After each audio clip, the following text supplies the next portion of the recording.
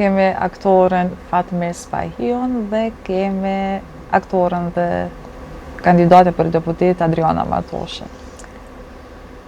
Të dy i kam përcjell me një kohë kur kam qenë ma e vogël, sidomos aktorin Fatmir Spahiu.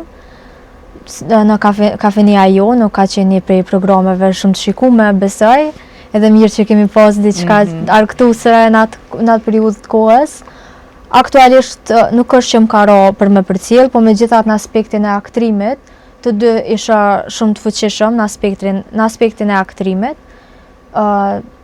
Ndërsa Adrianën për aktore është shumë e mirë, më pëlqen aktrimi i saj, po në aspektin politik nuk është që pajtona edhe mënyrën që shprehet edhe qasjen që e ka, sidomos kur ne kuptojmë që në peshën edhe në pozitën e një deputetja, gjithmonë duhet me kuptu që fjala jonë ka peshë të madhe, edhe nuk më pëlqen mënyra që e ka zgjedhë për mu qas karshi masës.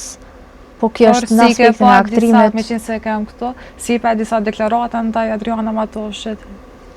Po mu nuk më pëlqen ajo forme dialogut. Besoj që na kemi shumë a shumë për me dhanë këti vendi. Edhe kemi shumë shembuj të mirë të gjuhës që i kemi pasur shumë ma përpara. Edhe mendoj që duhet më ndryshu kjo forme e bisedës. Unë mendoj që populli ka një shprehje që thot pa hangër një thes kryp me dika nuk mundesh me njoft. Kështu që në aspektin politik na mundemi me gjyku sjelljen, por jo individin.